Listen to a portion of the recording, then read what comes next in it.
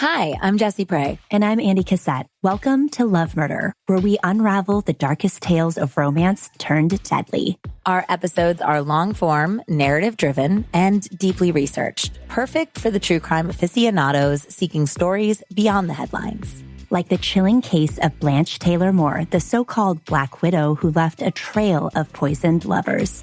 Or the shocking murders of Chad Shelton and Dwayne Johnson, where family ties masked a sinister plot.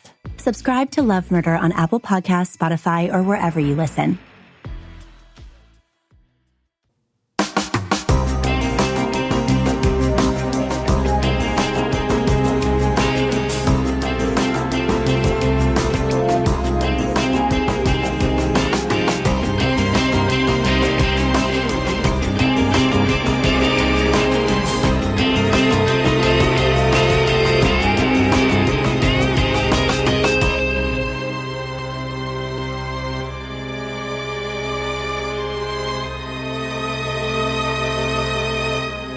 Hello, everyone, and welcome to episode 420 of the True Crime All the Time Unsolved podcast. I'm Mike Ferguson, and with me, as always, is my partner in true crime, Mike Gibbs and Gibby. How are you? I'm good. How about you, man? I'm having a great week. That's really awesome. Am.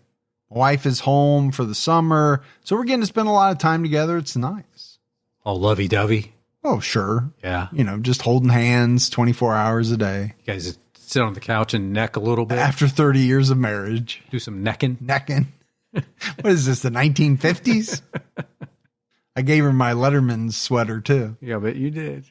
Let's go ahead and give our Patreon shout-outs. We had Andrew Robichaud. Hey, Andrew. Ginger Lauderdale jumped down to our highest level. You think Ginger gets a lot of comments about, hey, were you on that TV show, Gilligan's Island?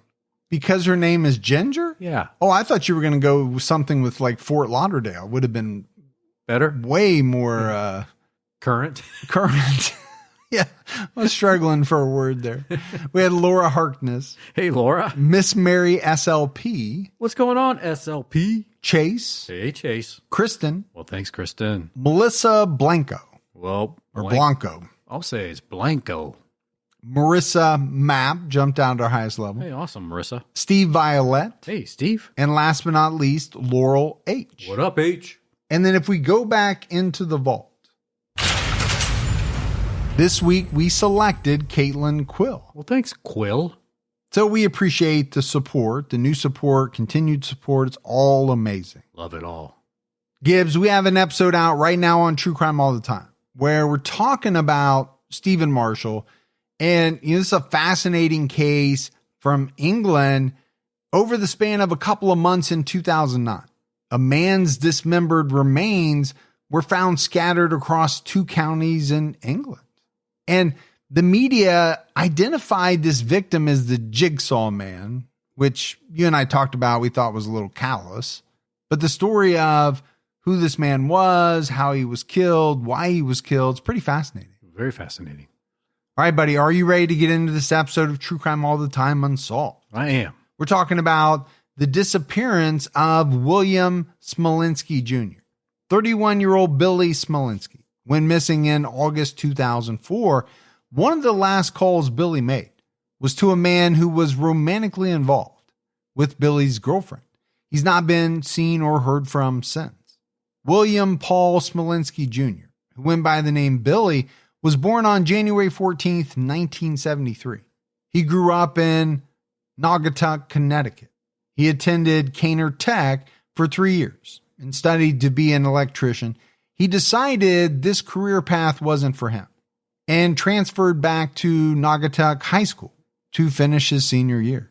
I had some buddies that did that. They went to the trade school, as we would have called it back then, and decided, don't really want to do those trades. And they came back and just finished their last year with the high school.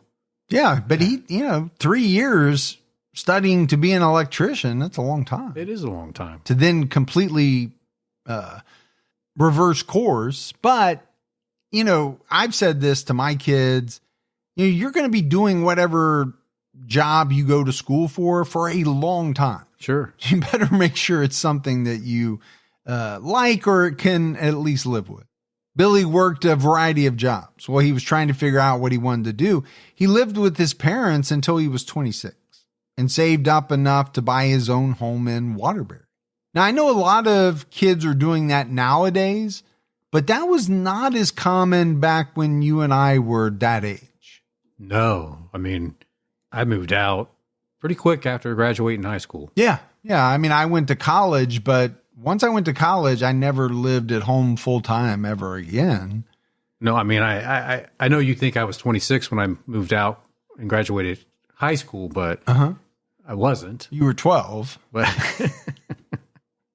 At the time of his disappearance, Billy had 3 jobs.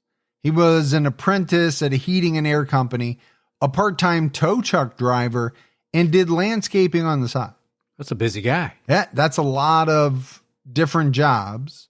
Billy was in an 8-year relationship with his high school sweetheart, Mary Ellen Noble, but they mutually decided to break up in the early 2000s. They remained friends afterward. Mary Ellen told the Waterbury Observer, Billy was a great guy. He was spontaneous, crazy, and fun-loving. Billy was one of those guys who didn't want to grow up. I had a long-time high school girlfriend. We broke up, and I wrote that song, How You Like Me Now. I sold it to Toby Keith. Did you? Yeah.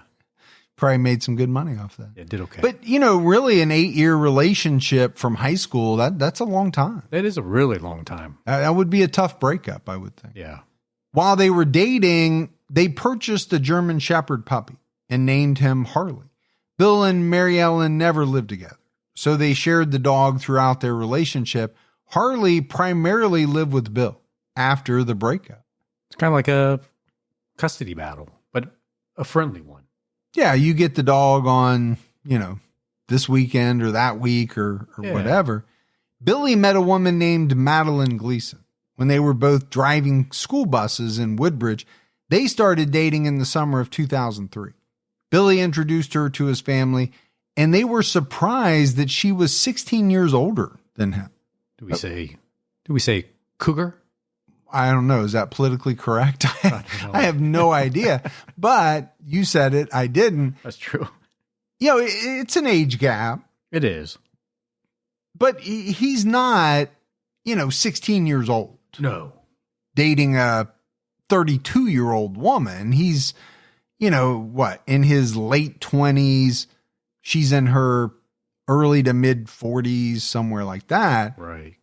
But, his family was concerned when they learned that she had been divorced 3 times and had 5 children. She's had a busy adulthood. Because she's in her 40s. Yeah. Billy's sister Paula told the Observer, nobody saw what Billy saw in her. But I'll give her this, Billy was falling in love with her. And I think you might have that in a lot of relationships. When the family meets someone, okay, it's possible they don't see what their son or daughter sees in the other person, the person they're dating. Sure, yeah. Sadly, Madeline's daughter, Crystal Rapawano, died of suicide in May 2004.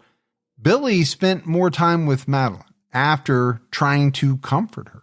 Oh. And that would be horrible. It'd be rough. I cannot imagine losing your child from suicide or losing your child, period. But, that would be a tough one to take. In the summer of 2004, they were making plans for Madeline to move in with Billy. She didn't like the color of his house, so Billy asked his father to help him paint it.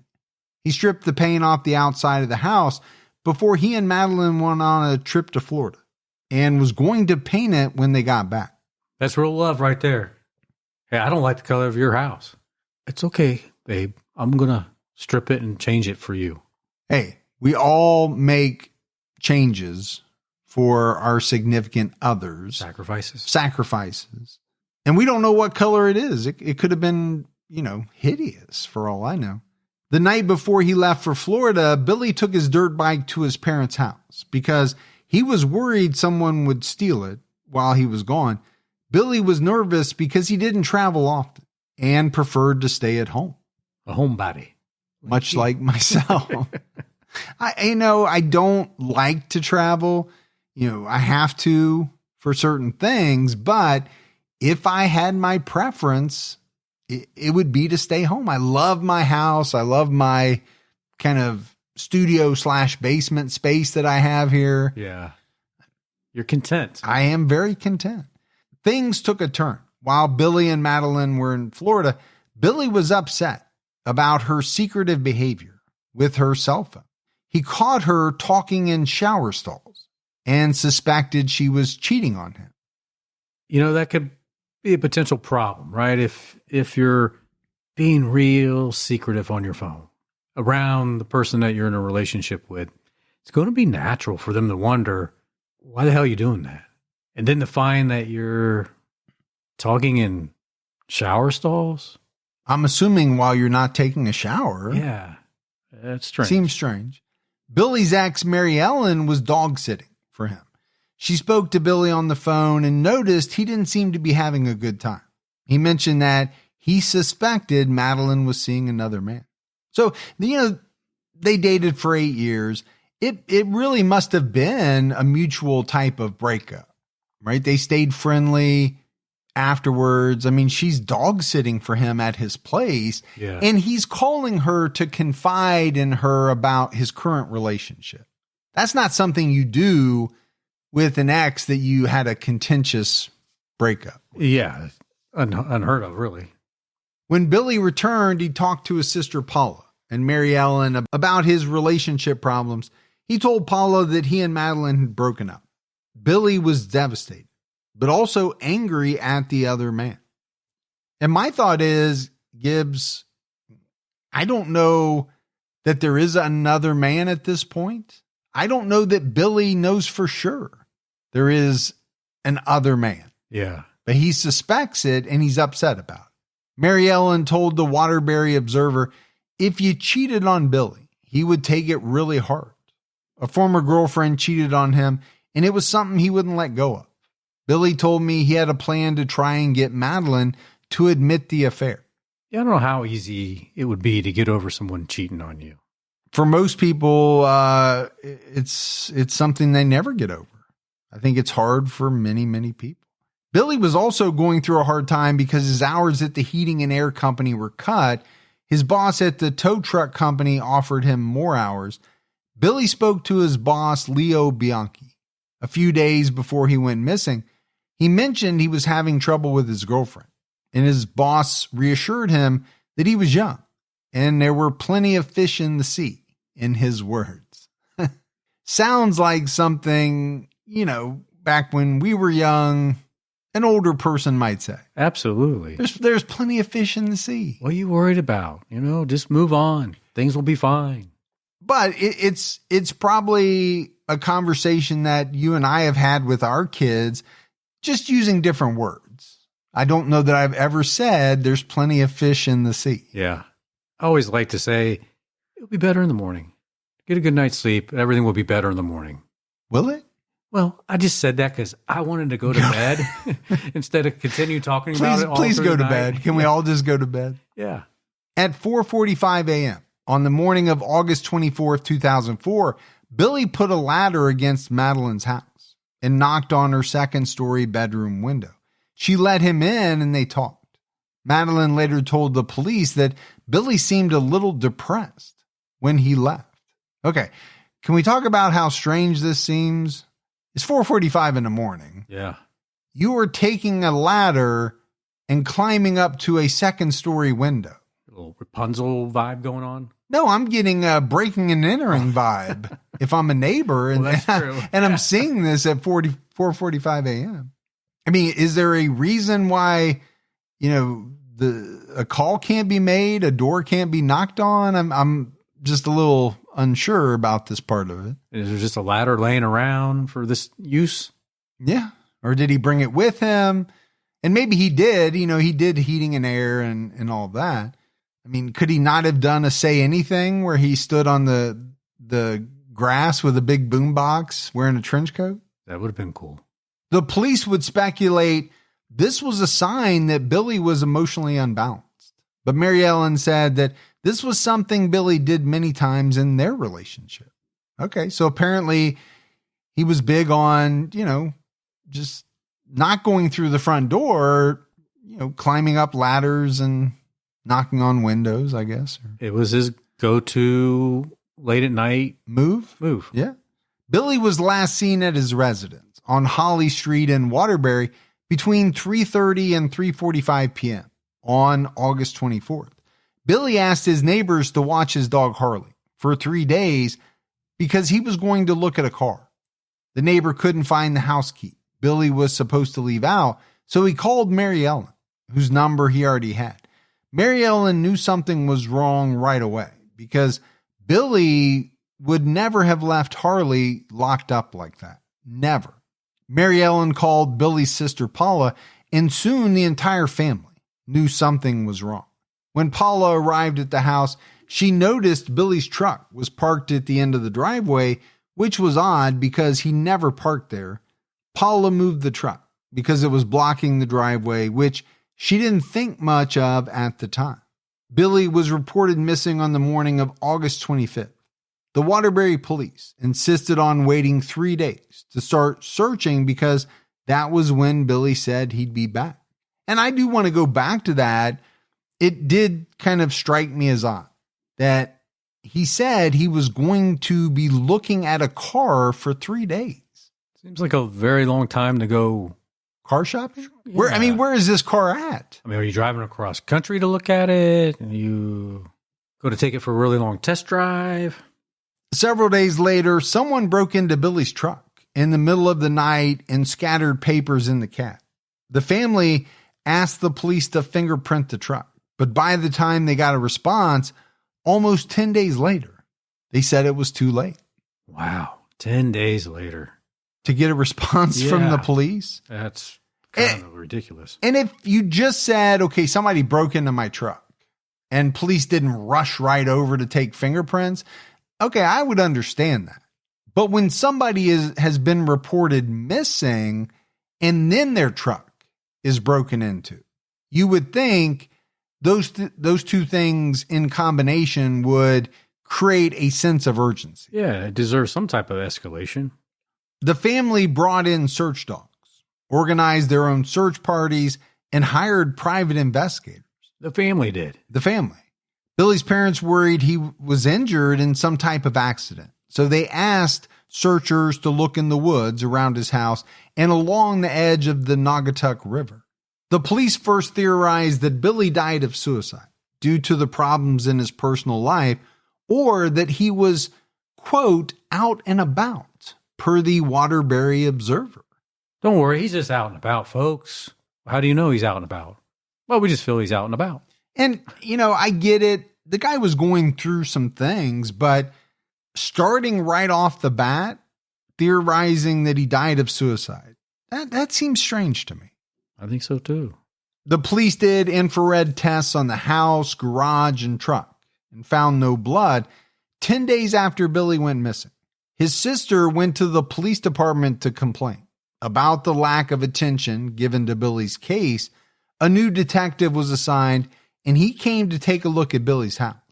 Within 15 minutes, he found Billy's keys and wallet under the driver's seat of the truck, another sign that something possibly terrible had happened. Gee, I wonder what would have happened if they would have looked 10 days earlier and found that out. So a new detective gets assigned, and it took him 15 minutes to find this evidence. But that's important evidence. Well, yeah, because we talk about it all the time.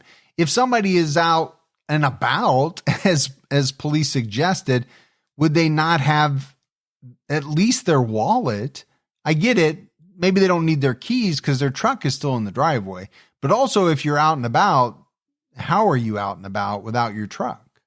But I also think it's terrible, Gibbs, that, it takes a family member kind of coming into the police to complain before anything of note really starts to take place. That's not a good look on the police department. No, it's not. Folks, as the temperature starts rising, I feel that familiar urge to refresh my closet. But I'm not wasting money on pieces I'll only wear once or for just one season. Quince changes all of that. Their clothes are timeless, lightweight, and far more elevated than anything else at this price. It finally feels like my wardrobe matches my standards. Like 100% European linen shorts and dresses from $30, luxe swimwear, Italian leather platform sandals, and so much more. The best part, everything with Quince is half the cost of similar brands. By working directly with top artisans and cutting out the middlemen, Quince gives you luxury without the markup. And Quince only works with factories that use safe, ethical, and responsible manufacturing practices and premium fabrics and finishes. I have been stocking up on their bamboo lounge shorts. These are some of the most comfortable shorts you'll ever wear. And the price is amazing. Give your summer closet an upgrade with Quince. Go to quince.com/truecrime for free shipping on your order and 365-day returns. That's QUINCE.com/truecrime to get free shipping and 365-day returns. Quince.com/truecrime. True Crime All the Time Unsolved is brought to you by Progressive Insurance. You chose to hit play on this podcast today. Smart choice.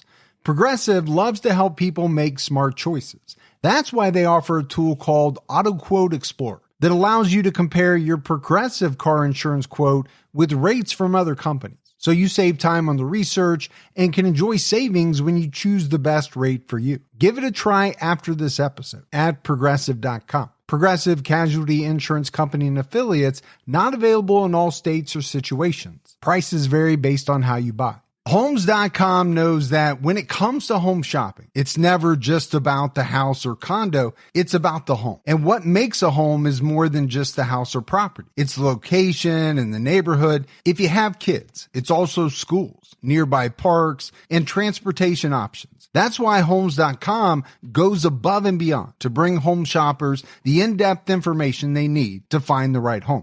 And when I say in-depth, I'm talking deep. Each listing features comprehensive information about the neighborhood, complete with a video guide. They also have details about local schools with test scores, state rankings, and student-to-teacher ratio. They even have an agent directory with the sales history of each agent. So when it comes to finding a home, not just a house, this is everything you need to know, all in one place. Homes.com. We've done your homework. The police learned that while she was dating Billy, Madeline Gleason was also seeing Chris Sorensen, a local married politician from Woodbridge. Oh, got a little Days of Our Lives thing going on here. Yeah. The police questioned Sorensen in the weeks after Billy disappeared. He told them that Billy left him a threatening message on the afternoon of August 24th and brought his answering machine so they could listen to it. Billy said, "Chris, you better watch your back at all times." Billy's sister listened to the message and confirmed it was his voice. Now, here's my thought on that, Gibbs. First of all, I don't believe in threatening people, but if you're going to, you really shouldn't do it on an answering machine. No. Don't leave a record of it. Right. Don't text it. Don't send it through a Facebook message where it can easily be confirmed. The Smolinski family said Billy might have confronted Sorensen in person. His sister Paula told the Waterbury Observer, Billy was not afraid of confrontation. If you listen to that message, you know something happened after that. So she's saying he probably confronted him. Yeah, but I think the problem is when you leave a message like that, I would think the police would think he was going to be the aggressor in any scenario. Yeah. Because he is the one who has left the threatening message. His father, Bill, said Billy wasn't one to start anything, but if someone started something with him, he would finish it. This time it looks like someone got the better of him. However, per the Register Citizen newspaper, Sorensen testified in a civil case that he never saw Billy on August 24th. The family fought to have Billy's DNA uploaded to a national database. Several samples were mishandled, and after 2 years, it was finally uploaded by an FBI agent. Again, what a big mishap. Yeah, when you talk about, no one responding within 10 days. Now we're finding out that DNA samples were mishandled. None of this is making the local police look good at all.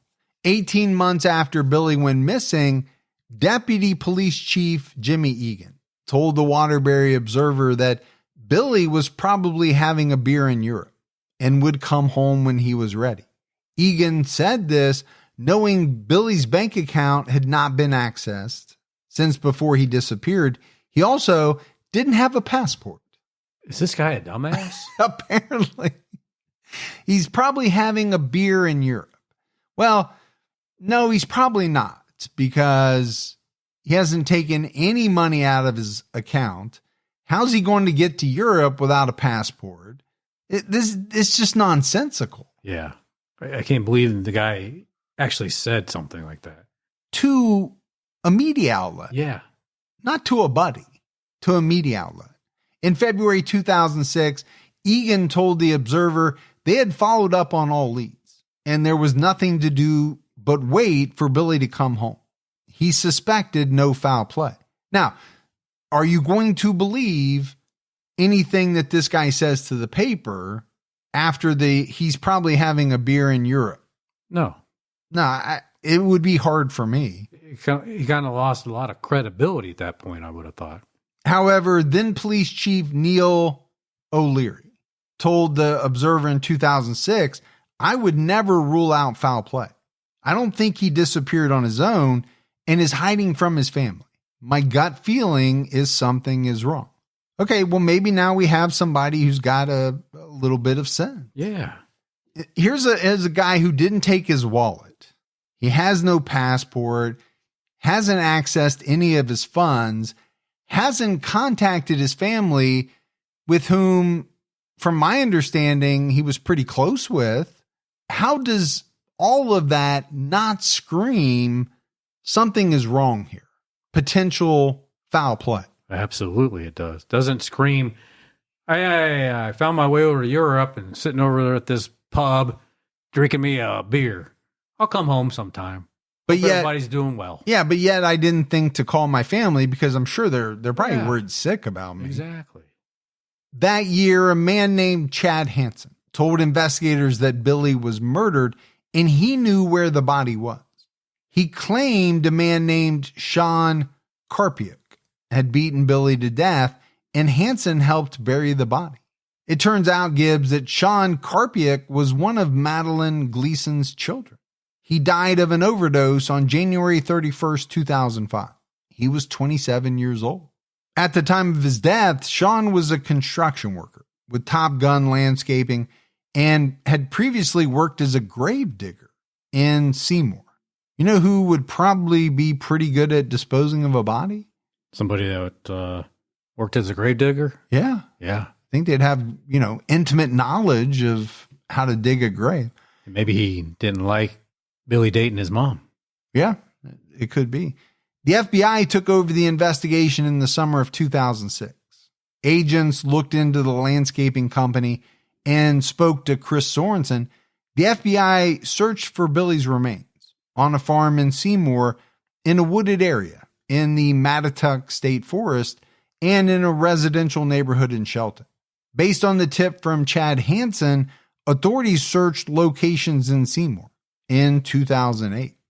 On May 25th of that year, Madeline Gleason faced another tragedy when her son Thomas's body washed up on the shore of East Hampton, New York.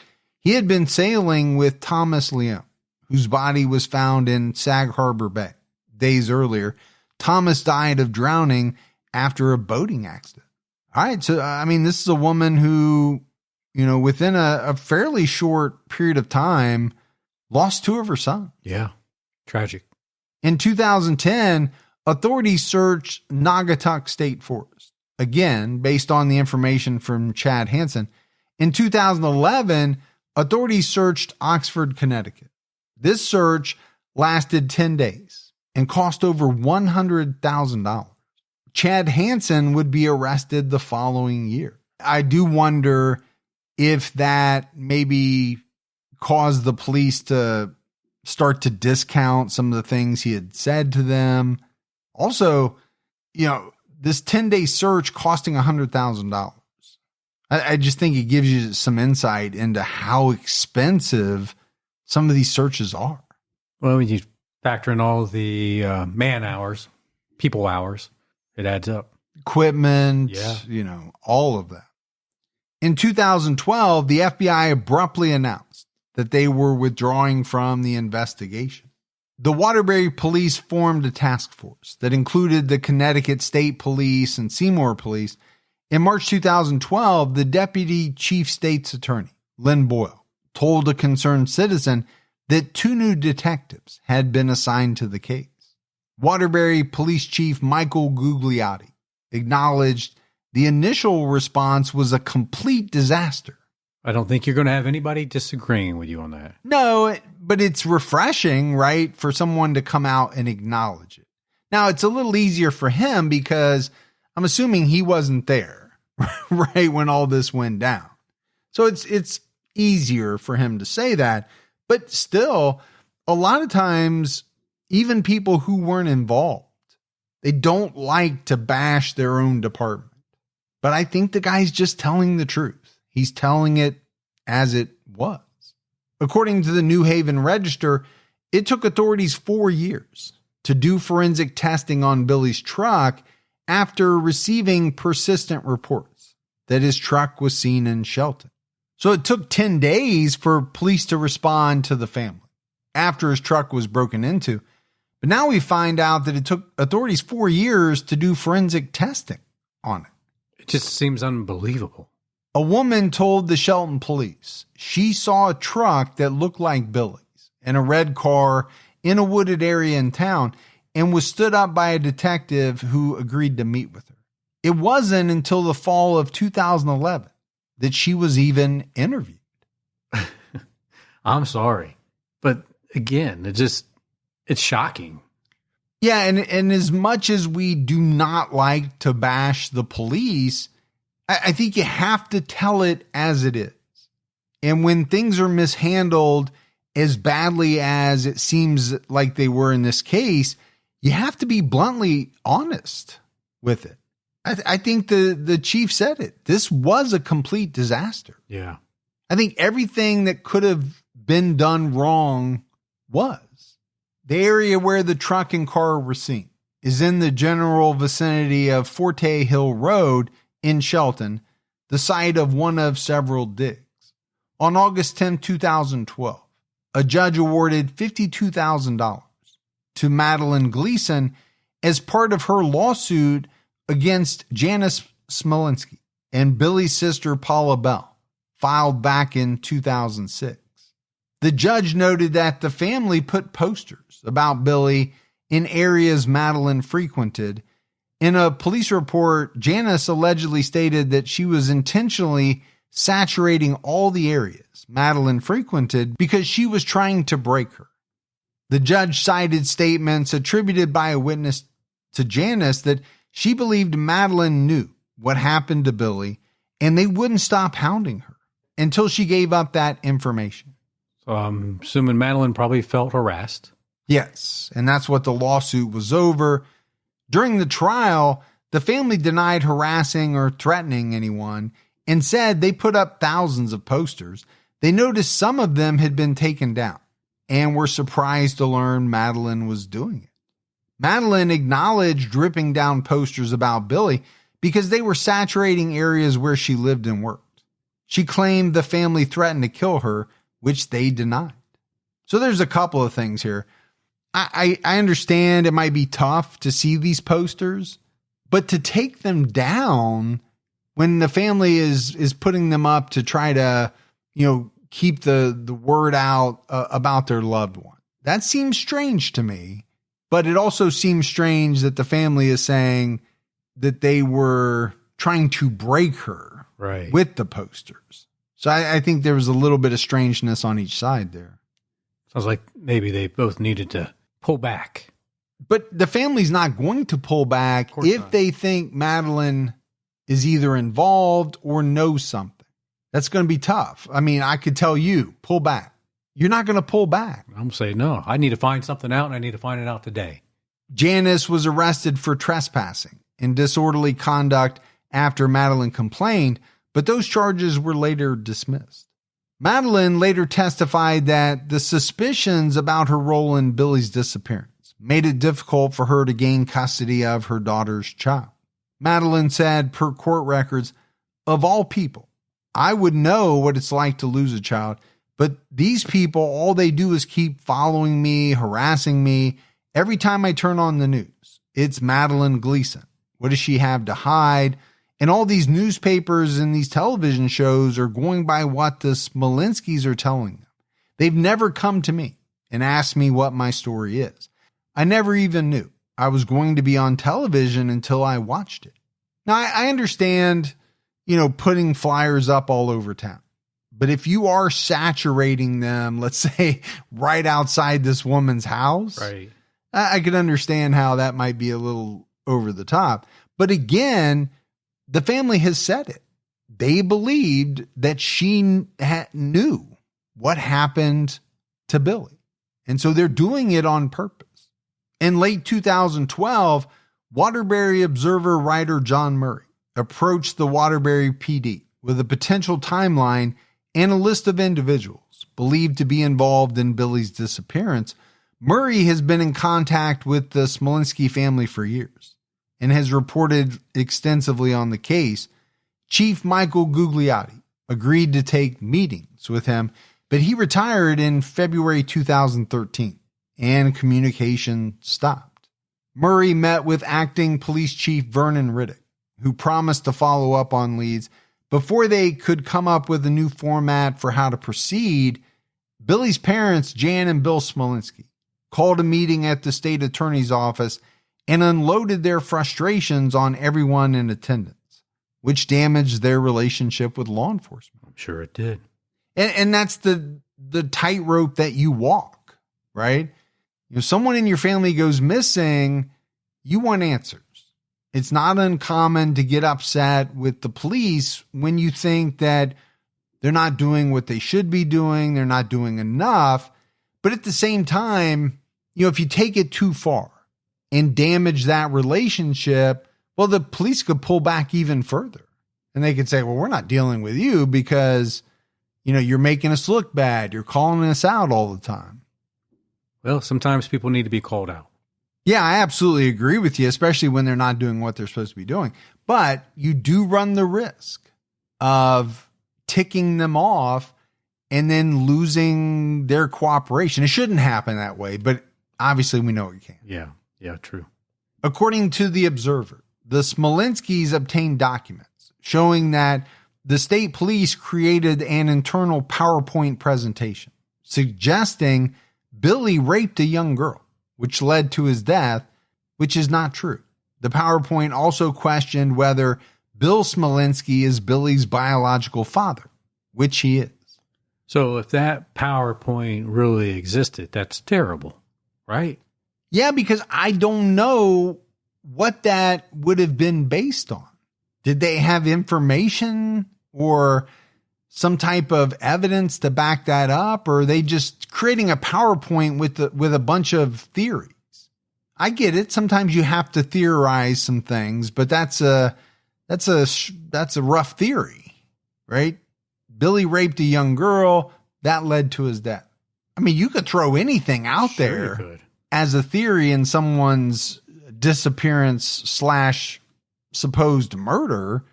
Afterwards, the Smolinskis tried to share information from a tip line they set up and paid for.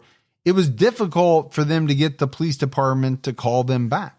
And again, I go back to, if you are bad-mouthing the police, if you're unloading on the police at the state attorney's office, is the level of cooperation that you're going to get going to diminish? For sure. I'm not saying it should, but I think you could create that scenario. You think by what you're doing, you're going to light a fire, right? You're going to shed light on this police department and they're going to jump into action. And maybe they actually go the other way. Creating distance. Yeah. So I mentioned earlier, right, that Chad Hansen was arrested. So we got to jump back in the case timeline a bit. On January 14th, 2013, Chad Hansen was sentenced to 4.5 years in prison. He was facing up to 7 years for multiple charges, but he pled guilty to one count of making a false statement concerning injury or death. Witnesses said Chad bragged about killing Billy with Sean and said his body would never be found. However, Hansen was normally under the influence of heroin or crack when he allegedly made these statements. According to the arrest report, Hansen told the police he helped Sean Karpiak bury a carpet with Billy's remains inside and covered it with lime. Hansen claimed he wasn't aware what was inside the carpet, but he could tell it was probably a body, and he'll never forget the smell of blood. After the unsuccessful Oxford search, Hansen admitted that he had an idea. Billy was in the rug, and that he knows for a fact that Sean killed Billy with a 16-ounce hammer. However, Hansen maintains his innocence in Billy's disappearance per the Charlie Project. So, first of all, Gibbs, if you've got a bundled up carpet that you're asking me to help you bury and I can smell blood, it's going to be hard for me to say, well, I don't know if there was a body in there or not. Right. You can tell when there's a body inside of a carpet. Sure, you could. You know what a rolled up carpet looks like with and without a body. Whether or not you've ever seen it before, you would know. Yes. And then you have, Hansen saying all kinds of different things. One was that Sean killed Billy with a 16-ounce hammer. But, he was sentenced to 4.5 years in prison and facing more years when he pled guilty to one count of making a false statement concerning injury or death. So what does that mean? That all of this was untrue? That's what it sounds like. I'll be honest with you, it was a little convoluted in some of the research, but I don't know what else you could make of it. That he's just telling a bunch of stories. And police were acting on those stories, right? Up until it seems like the time where he was arrested. They must have figured out that he wasn't telling the truth. The family continued their private investigation. And on May 4th, 2014, a cadaver dog alerted to an undisclosed spot in the woods. A second dog reinforced this potential find. Previously, authorities received a tip through the prison pipeline that Billy was in a car that was buried in the yard of a house in Naugatuck Valley. However, the cadaver dog didn't identify anything at this site. The dog did pick up a scent in a heavily wooded area on public land in Beacon Falls. The family has not shared the exact location. To protect the investigation, they shared their information with the police in hopes of an additional search taking place there. And we know how fond the police are of this case. Well, and of the family, it seems like, right? There's been some animosity over the years. But it definitely goes to show what the family is doing on their own. I mean, they are paying for private investigators, cadaver dogs. They're doing this all on their own, it seems like. I'm not saying the police aren't doing anything. I'm saying this part, the family seemed to be doing on their own. Right. It was said that the Smolinskis chose this location based on a tip that seemed credible. Once they arrived, the dog picked up a scent near a body of water. A second dog alerted close to the spot identified by the first dog. So it sounds promising. I think it does when you have two different dogs alerting on the same spot. However, police noted that the area had possible mob connections long ago. So there may be other bodies. All right, that's a little scary. So what are they saying? There's a whole bunch of bodies in that water, It could be one of them that the dog's picking up. In November 2015, the Connecticut Supreme Court ruled that Madeline Gleason must retry her defamation claims. The Supreme Court found that any intent by the family to hound the plaintiff until she broke with respect to what she knew about Bill's disappearance did not necessarily transform the protected nature of their speech. The court ruled there was insufficient evidence. The posters were aimed at her. So it sounds to me like they just didn't pay that $56,000 and move on. They fought that. And sounds like they won. Well, they won at least in the form of getting that one overturned. The court said that Madeline could retry her defamation claims.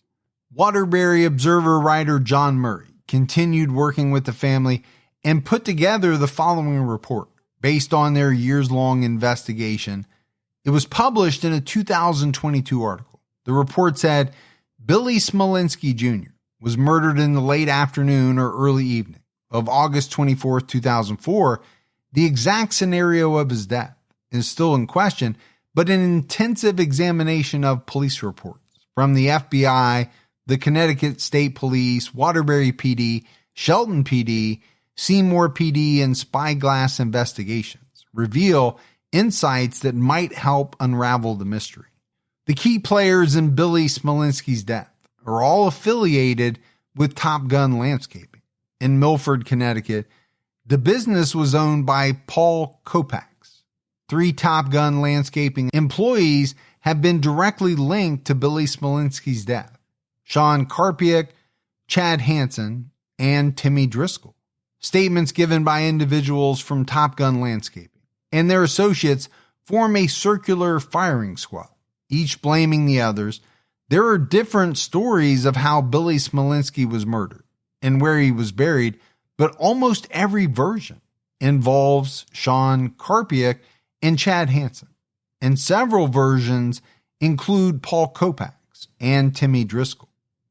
And this is interesting. We're in the middle of it, but you go back to this Chad Hansen guy. I mean, he's the one who said that Sean killed Billy with a 16-ounce hammer. Yeah, he did. Now, he pled guilty to making false statements, but Murray went on to write, at the time of his murder, Billy Smolinski was embroiled in a love triangle with Madeline Gleason and Christian Sorensen. Both Gleason and Sorensen have given conflicting statements to law enforcement. But in at least one statement, Gleason admitted that in August 2004, they were having an affair. Billy discovered the affair and broke up with Gleason days before he vanished. The last 3 phone calls Smolinski made were to Sorensen's home phone, warning his male rival to watch his back. The link between Top Gun Landscaping and the love triangle is Sean Karpiak, the second child of Madeline Gleason. Sean, a former fullback on the Seymour High School football team, is alleged to have killed Billy Smolinski with a roofing hammer on August 24th, 2004. Sean died of a drug overdose 5 months later at a gas station on Chase Road in Waterbury. There are numerous statements from Sean's co-workers and friends that suggest he believed Billy Smolinski had sexually assaulted his sister. Crystal Rapuano fathered a child with her and had physically abused his mother, Madeline Gleason.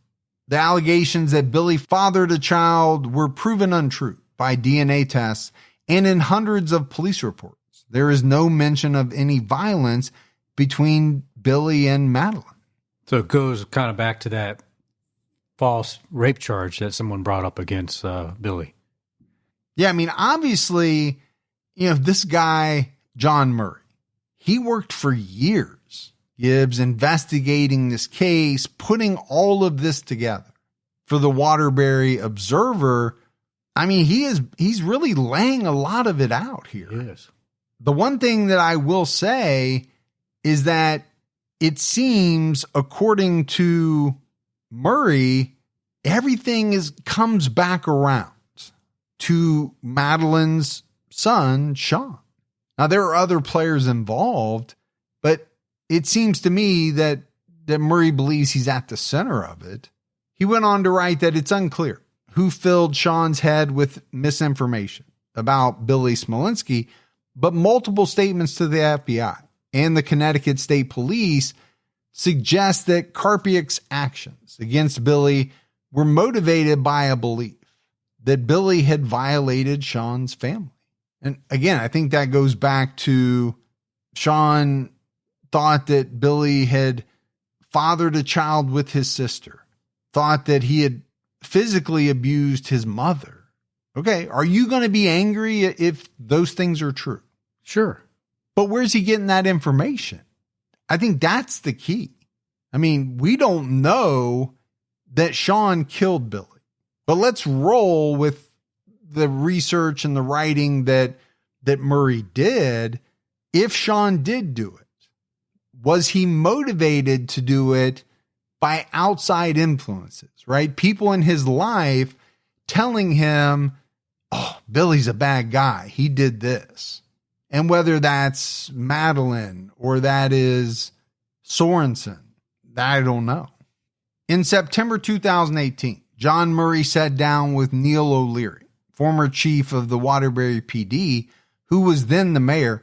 O'Leary agreed to read the report and then speak to acting police chief Fred Spagnuolo. Murray also delivered copies of the report to the chief and waited for a response, but didn't receive one. 2 months later, he asked for a meeting with Spagnuolo, who acknowledged the report and asked what they expected the police to do. Okay. I guess the police are saying, well, it's just a theory by the reporter. I mean, I guess if I was asked that question, I would say, I expect you to check up on some of these things. Yeah, follow some of the potential leads. Yeah. Spagnuolo later said he was caught off guard when he received the report. He hadn't heard Billy's name in years. He was aware of the ramifications of the investigation and was aware the FBI and state police dropped their efforts. So it sounds to me, Gibbs, like, okay, he gets this report. You know, this is not a case that is top of mind, right? Quite a bit of time has gone by. Right. So he's kind of shocked maybe that all of this is coming out when it's not something they're, I guess, really currently working on. In the fall of 2018, Spagnuolo agreed to contact the Dr. Henry Lee Forensic Institute at New Haven and asked them to bring ground penetrating radar to the property where they suspected Billy was buried. In December 2018, the chief, detectives, and the writer met with forensic science professor Peter Massey, who suggested they wait until May, when the ground thawed. Better imaging, probably. I would think so. They met at the site in the late spring of 2019 and spent several hours there. The observer's report identified a spot beneath the driveway of the property as the most likely burial spot based on police reports from the FBI and state police, and a credible statement that Billy was buried by Sean Karpiak and Chad Hansen. An additional statement identified an existing drainage ditch at the mouth of the garage as the gravesite. The ground penetrating equipment didn't signal anything at the mouth of the garage, but the drainage system did lead to wetlands behind the house, and the equipment picked up signals around the drain. The general consensus was that the driveway merited further exploration. However, the homeowner told a detective that a new driveway was installed in 2011 or 2012, 7 or 8 years after Billy was murdered. Because of this, the efforts to search the property came to an end. However, the family and the observer found that the homeowner had no receipts or permits to prove his statement. Maybe he's like, I don't want them to tear up my damn driveway. Well, who would? Well, to be honest with you. Reporter John Murray met with the Waterbury police several times in the fall of 2019 about other leads, but he did not dismiss that Billy was buried at the site where the alleged killer was working on the day of the disappearance. I mean, there's a lot of conversation still happening in 2019 about this case. Yeah, but why? I think that's the question you have to ask. It seems to me that there's only conversations occurring because either the family or this reporter, John Murray, is kind of still spurring things on. Yeah. I mean, I take the police chief's statement that he was kind of taken aback as to, well, they weren't really working on it. It wasn't on their radar. I think it was a cold case that a lot really wasn't being done on. And I get it, right? Police departments have other cases that come up all the time. They can't work on every case they have every day. They don't have the employees to do that. Right. But I applaud the family, for not giving up. And you also got to give it up to this reporter. He was really on this for a long time. The investigation faced another delay due to the pandemic as we know a lot of investigations did. Sure did. In the fall of 2020, the family met with Deb Mondi and her cadaver dog, whom they worked with in 2014. Mondi agreed to bring her dog onto the property once the ground thawed. In November 2021, the Waterbury Police and the State Police Western District Major Crime Squad came to the property in Shelton and had the driveway ripped up. They didn't find anything. And I'm kind of shocked because it really sounded like they were just going to let that go. And maybe it was the doggedness of the family. They weren't giving up, and they said, we're going to have to rip this thing up. They're never going to leave us alone. And they didn't find anything, but if you didn't rip it up, it's always going to be that thing. What if it's underneath the driveway? Right. The family still believes there is a possibility Billy is buried on this property and have asked law enforcement to do one last search with an FBI cadaver dog. Over the years, the Smolinski family has advocated for changes in how missing persons cases are handled, especially when the missing loved one is an adult. Janice Smolinski went to state legislators and got a law passed for how police respond to reports of a missing adult. Janice then wanted to take the law to Congress. Congressman Chris Murphy co-sponsored Billy's law in 2010 with Texas Congressman Ted Poe. The DOJ flew Janice around the country to conferences to speak to law enforcement and talk about the NamUs database. Janice testified at a congressional hearing, and Billy's law passed the House unanimously, but was blocked in the Senate. Chris Murphy was elected to the Senate in 2012 and tried several times to push Billy's law forward. In 2022, he worked with Senator John Cornyn of Texas to co-sponsor Billy's law. On December 28, 2022, Joe Biden signed Billy's law. The law was designed to better coordinate missing persons databases and raise awareness among law enforcement about the availability of information, as well as how families can update information and track developments. The law connects NamUs with the FBI's National Crime Information Center to create comprehensive missing persons and unidentified remains databases and streamline the reporting process for local law enforcement. It expands current law by requiring missing children to be reported to NamUs and requires the DOJ to issue guidelines and best practices on handling missing persons and unidentified remains cases.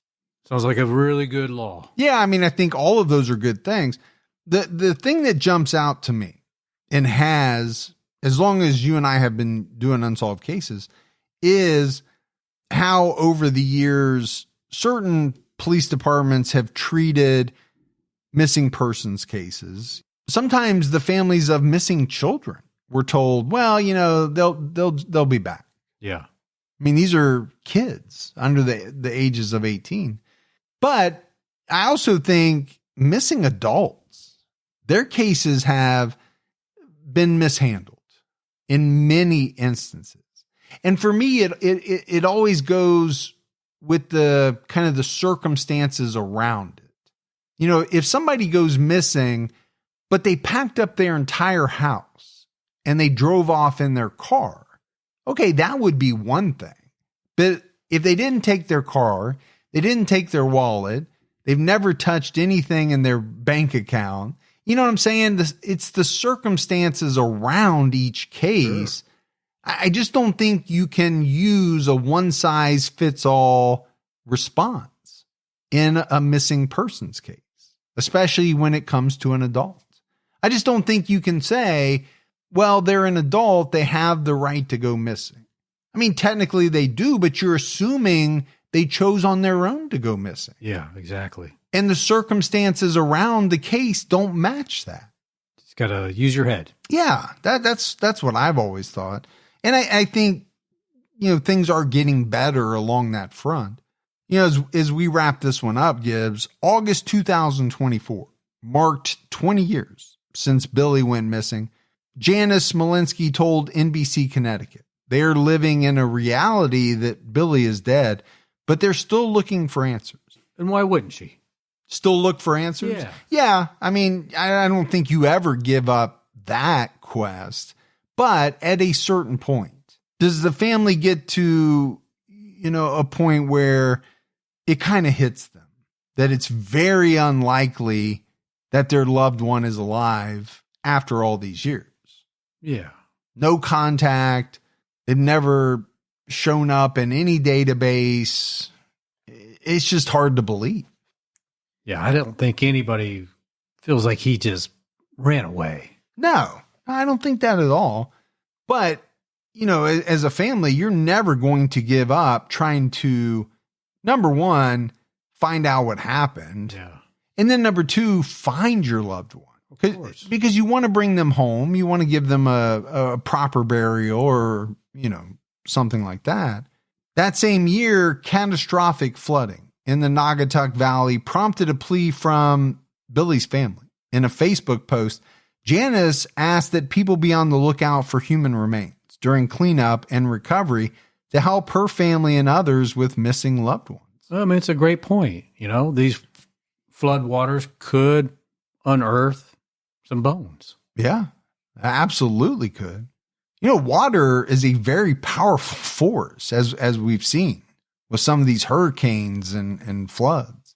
The family believes alleged witness Chad Hansen may be telling the truth, but is possibly lying about the location of Billy's remains. Chad Hansen and Sean Karpiak are considered persons of interest in Billy's disappearance, and the Waterbury Observer listed Madeline Gleason as a named suspect. And, to me, that's pretty interesting. Yeah. For a media outlet to list her as a named suspect. We talked about the fact that Sean died not long after Billy disappeared. So unfortunately, whatever knowledge of the case he had, he took with him. Of course. Chad Hansen has said a lot of different things, but a lot of it has centered around the fact that Sean killed Billy with a 16-ounce hammer.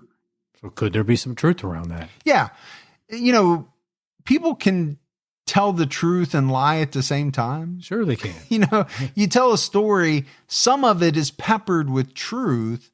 Some of it is softened most often to make yourself look a little better. Right. But that doesn't mean that, some of what he has said isn't true. Now, the police may look at it as it hurts his credibility that they haven't been able to find Billy's remains. Yeah.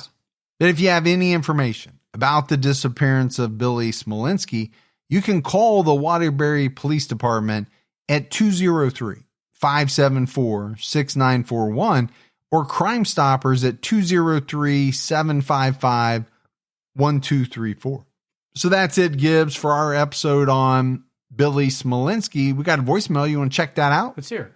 Hi, Mike and Gibby. This is Teresa from Sunset, Louisiana. I've been a long-time listener.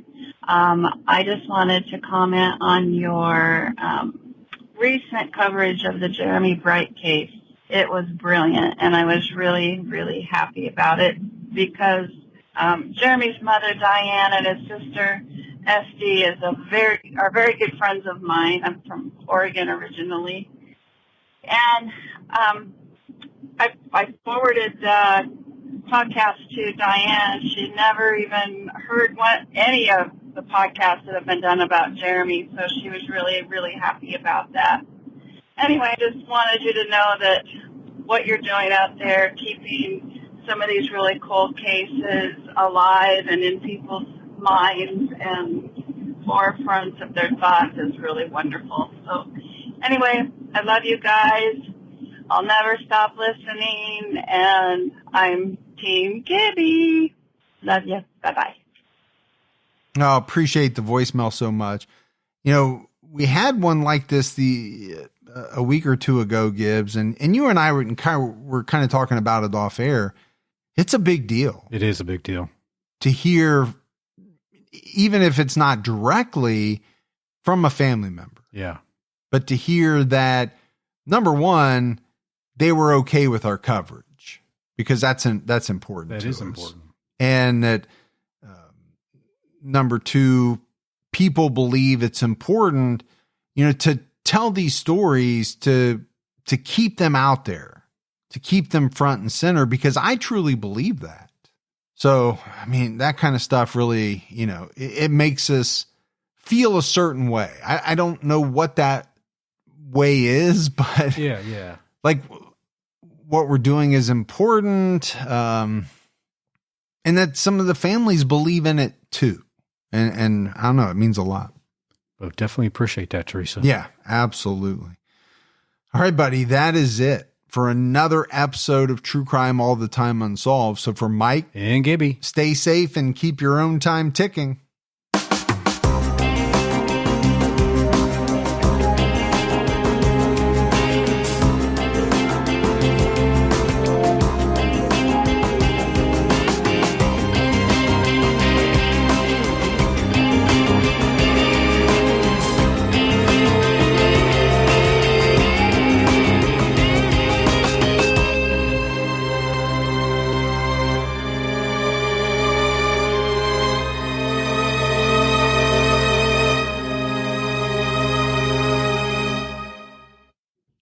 This summer, Pluto TV is exploding with thousands of free movies. Summer of Cinema is here. Feel the explosive action all summer long with movies like Gladiator, Mission Impossible, Beverly Hills Cop, Good Burger, and Transformers: Dark of the Moon. Bring the action with you and stream for free from all your favorite devices. Pluto TV. Stream now. Pay never.